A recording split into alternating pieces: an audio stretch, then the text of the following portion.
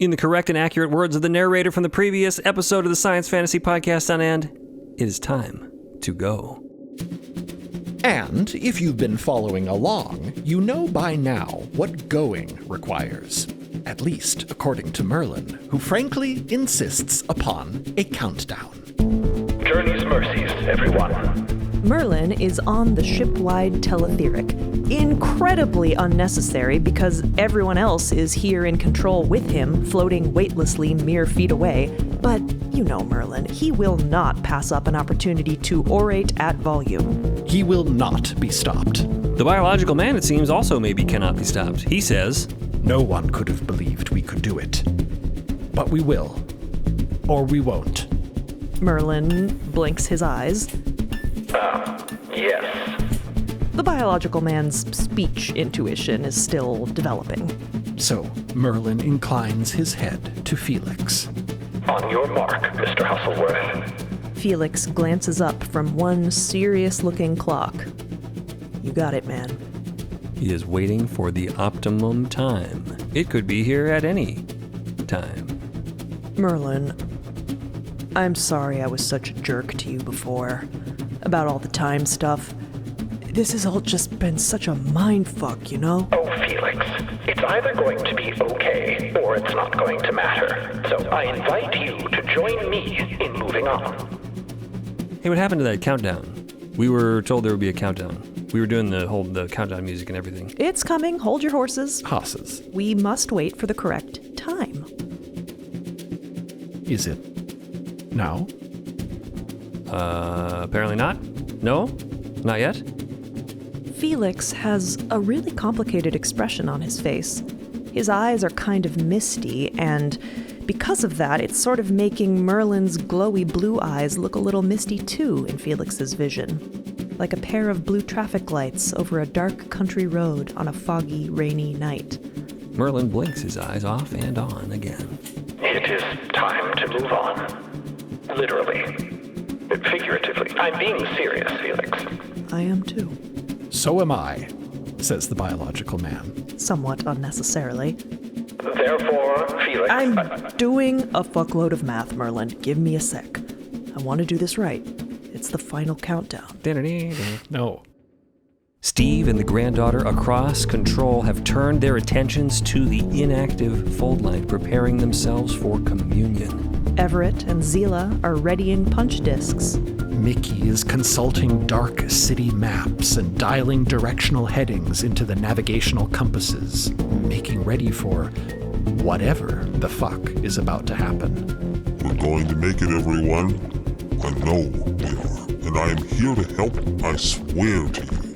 It is time to go. Everybody stop with the time and the going stuff. I am timekeeper. I will tell you when. Oh god, oh geez, any second now. Only the timekeeper knows. I'm thankful you're here now, Felix. That's what counts. Thank you for spending time with me. Time humor. His sunburned hands are shaking. You really know what makes me tick. The entire crew is on tenterhooks, poised for action, so ready to get back to the world they knew. So afraid of what it will take to actually get there. Will they? Can they? Maybe that time will never... 10. Now it's time. Cleo stills a punch disc she was nervously spinning on her finger like a pizza crust. Oh, okay, oh boy. She tucks some loose strands of her hair back behind her ear. Her hands are shaking too. She looks to Dot, but Dot's eyes are already closed. Their bare hands are on the glass of the darkened fold light as they stand beside Steve. We need you with us on discs, Cleo. Hambing calls. Over here. 9, Felix calls. Then, 6. Wait, really? Yes, 5. No, good grief. 4.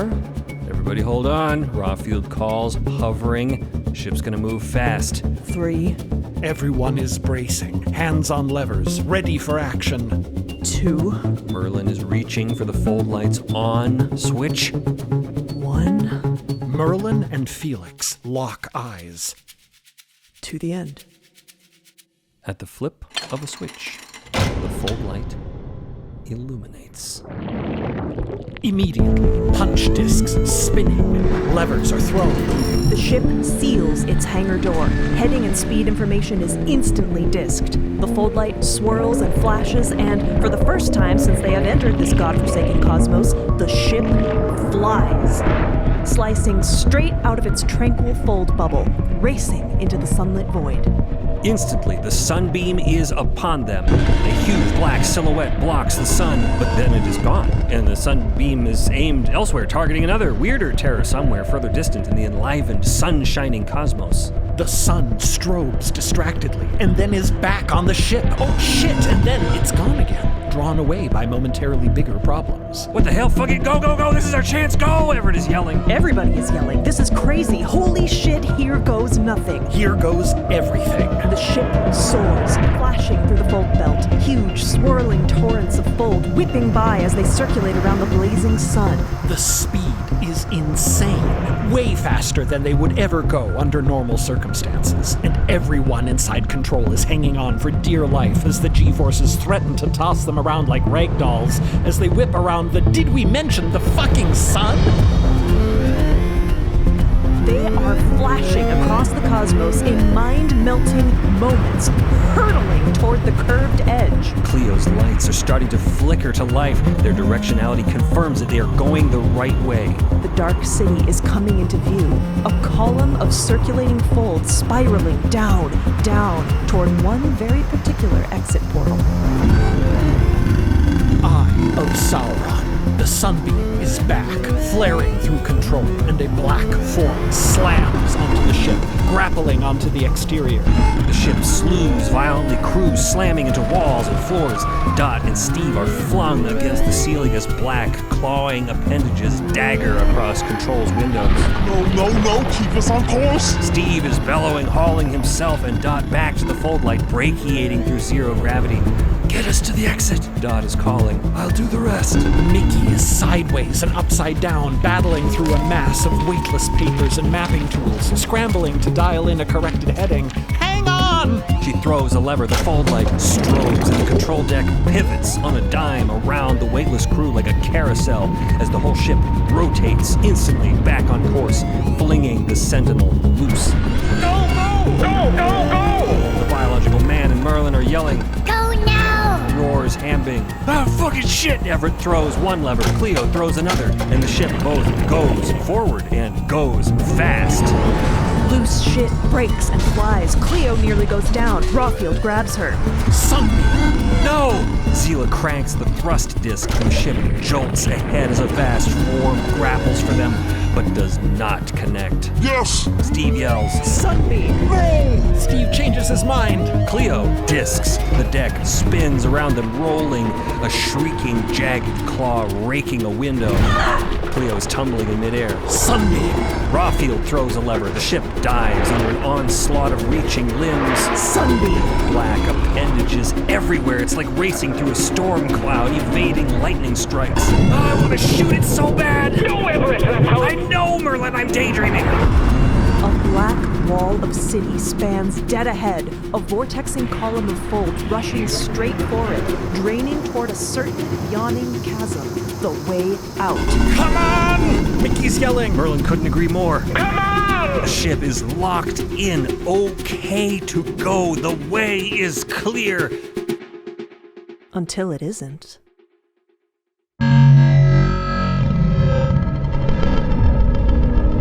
Lit by the glorious sun, illuminated at last in nightmare solar clarity, the Sentinel materializes in space, dead ahead.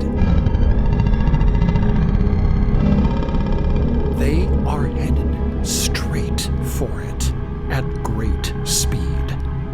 And this time, it simply hovers, turning to face them, opening its arms, patiently awaiting their arrival.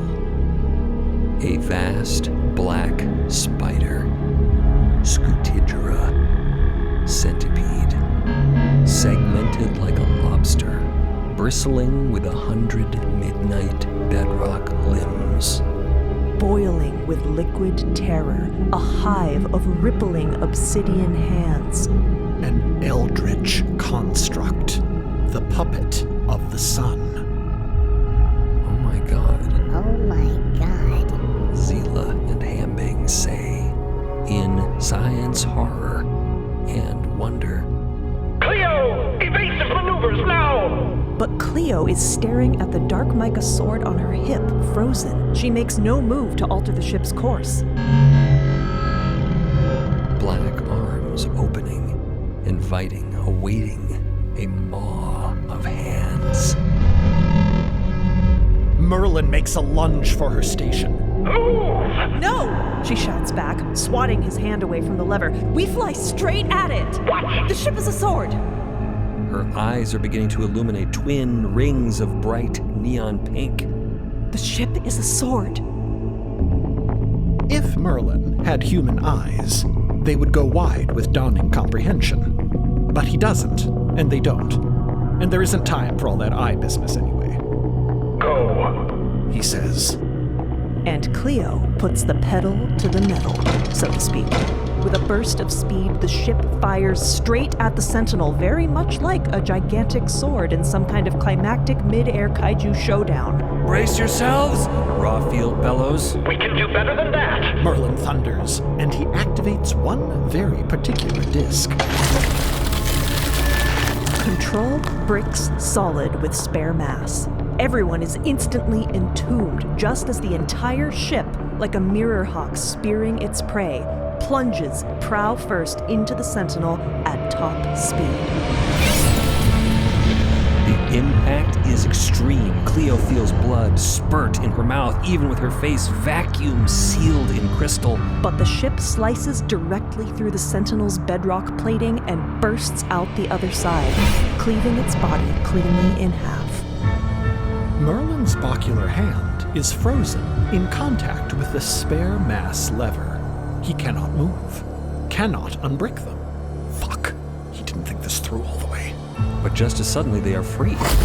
Dark mica unsealing, unmolding, melting back into the walls and floors. The fold light flashes and sparkles, its swirling fold mimicking Steve's and Dot's hands on the interior of its glass. Yes! Steve is shouting, Well done, granddaughter! Direct command! Tell the Fulbright your intent! Thank you, Dot. Behind the ship, spiraling in space, the severed halves of the Sentinel are adrift, oozing black droplets. But gooey ropes of terror, like sticky black frog tongues, begin to harpoon between the two halves, pulling them closer, stitching them back together. Whoa, it's not dead. We gotta go, go, go, Everett is yelling. Mickey slams the lever and the ship hurtles toward the dark city once again. Cleo, you are crazy! Sorry, That's a compliment! The Violet Fury trained you well! Thanks, Mickey. Thanks, Granny. The ship is locked in on course, and they're starting to feel the pull of gravity once more. Everyone and everything in control begins to drift toward the forward windows of the prow, toward the dark city, increasingly down. The dark outflux chasm yawns ahead, a cavity in the enamel of the cosmos, torrenting folds spiraling toward its darkness.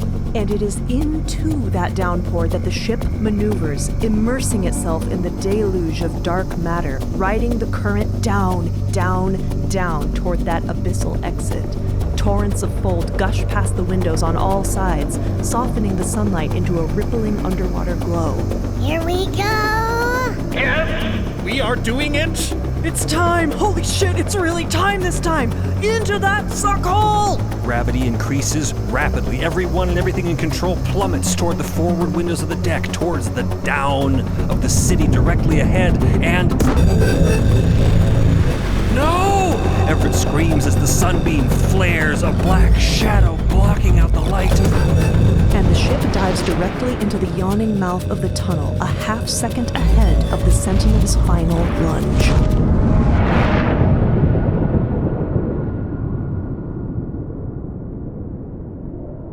Like a Leviathan trapdoor spider, the dark Sentinel looms over the mouth of the pit, perched on void-black bedrock as the ship escapes into the abyss below. The crew aboard have one last fleeting glimpse of a titan, centipedal silhouette backlit by the flaring sun, drenched in a downpour of fold. A shadow, a solitary warden watching them flee, but unable Or unwilling. to follow them as they hurtle into the dark. Fathomless nothingness gapes, awaiting. The spotlight of the retreating sun dims and vanishes behind the ship, and blackness swallows them whole. Gravity evaporates. The crew drift weightlessly once again, and control suddenly snaps into automatic red light mode, reacting to the crushing darkness outside. The fold light, too, shifts crimson. Like a sailboat swept along by ocean wind, the ship rides a torrent of surging fold into emptiness. If the outflux tunnel still has walls or edges, they cannot see them. The crew is drifting, eyes reflecting the eerie red fold light, and Cleo's bioluminescence, which still shines directionally, pointing forward, dead ahead, into the dark. I really hope you're right, Cleo. Zila murmurs quietly, her eyes wide. I really hope we're going home. Yeah, me too, whispers Cleo. I really hope so, too. Steering the ship is no longer necessary. The surging fold current has them in its all-encompassing grip. They are going where they are going, and nothing can stop them now. They are on their way, their destination and its cost, perhaps once again, inevitable. Dot clings to the fold light with both hands, focusing with all their might on the task before them, struggling to silence everything in their mind except for one thought: the will to send the ship home, a plea for survival, an offer of exchange. Steve hovers beside them, brain a bulb, dark, blank. Are you ready, granddaughter? Are you now prepared? Are they? They really thought they were, but now that it's almost here, can you be prepared for this, really? They'd better get ready, fast, because... In the darkness, a single light. Oh my word. Merlin says. Dead ahead, a tiny point, far distant, like a single star in a black night sky. A far cry from the crushing sunset of the far delta, but also the same somehow. A silent pinprick, a light at the end of a long, long tunnel. Oh no. Cleo's lights are glowing brighter. Dot's eyes are closed, but they see the light as well. Though not outside the ship, it is before them as though in a dream. Perhaps the fold light's dream, perhaps their own. Beneath their hands, dark fold traces the shapes of their fingers on the other side of the bulb's glass, mimicking their touch, mimicking Steve's. Please, Let us pass. Please let us live. Please take me if you must take anyone. Focus, granddaughter. All attention on your purpose. A growing light, like a doorway opening at a great distance. I don't know about this. I don't know either. Merlin says with strange tranquility. In fact, I don't know that I really know anything at all.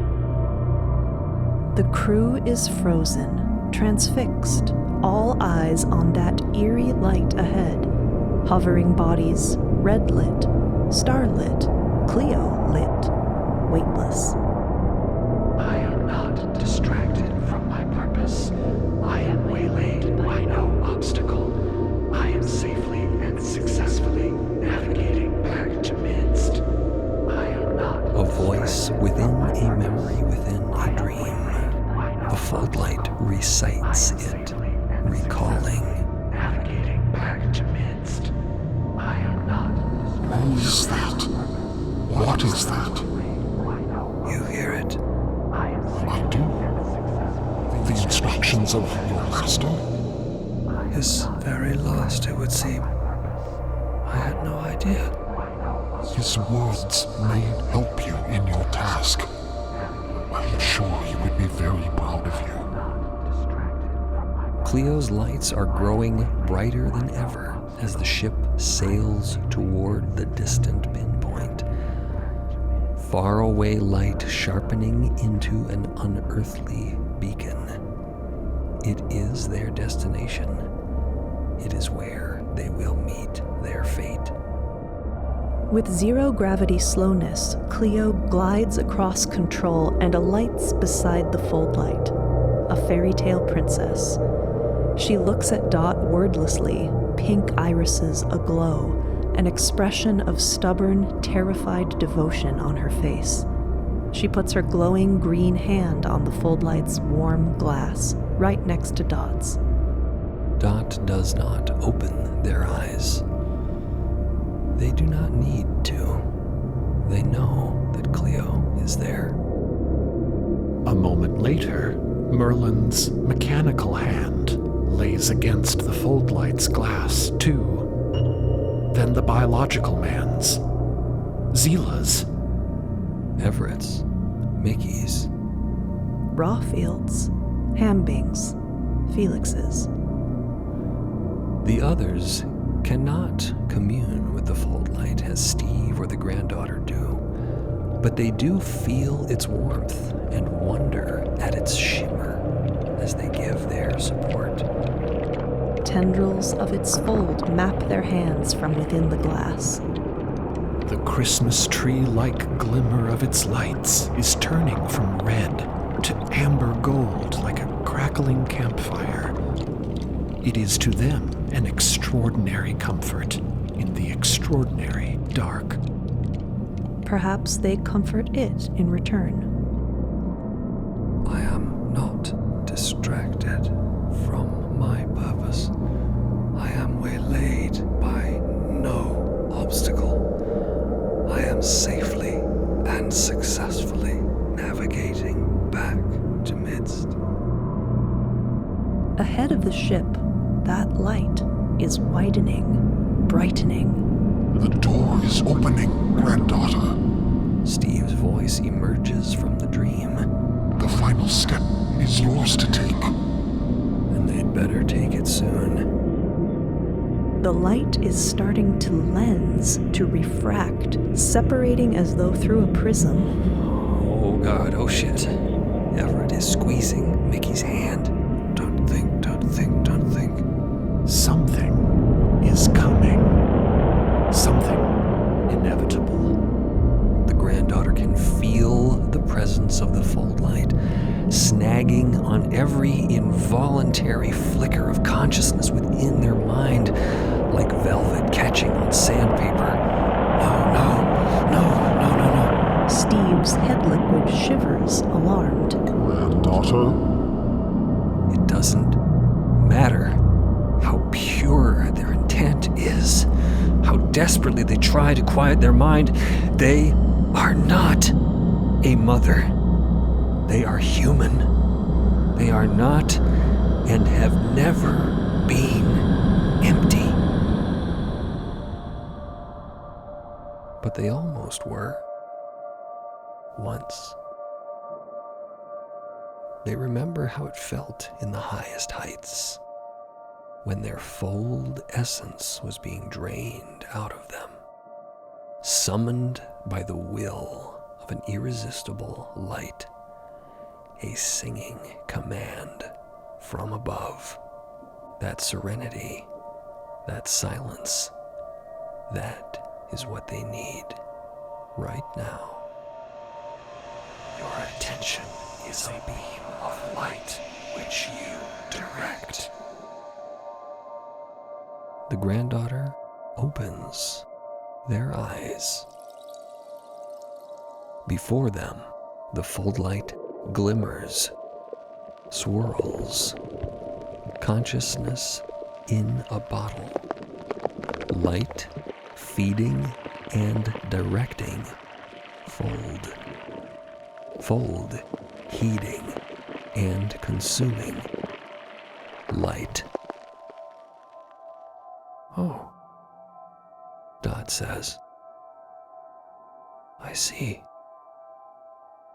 And as a kaleidoscoping convergence consumes the ship, the granddaughter turns every ounce of their attention inward, looking within with every last iota of that inner light, and all the fold that lives within them looks directly back. Take them home, and their fold heeds and consumes their light.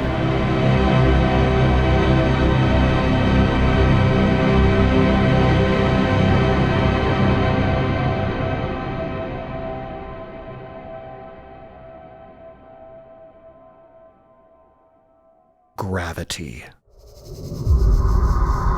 Stillness. The crew lay scattered across the floor of control, heads pounding, limbs heavy, bathed in the gentle illumination of the still-functioning fold light. And of Cleo's bioluminescence, which brightens and dims by turns in a slow, rhythmic pulse. One by one, they stir, taking stock of their situation. Beyond the windows of control, no sun, no black expanse, no fold, no A towering and interminable hall of doors stretches endlessly ahead. The ship, like a shard of glass suspended in the center of the titanic, shadowy corridor.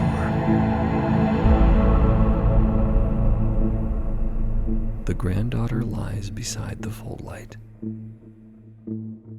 dead. They open their eyes.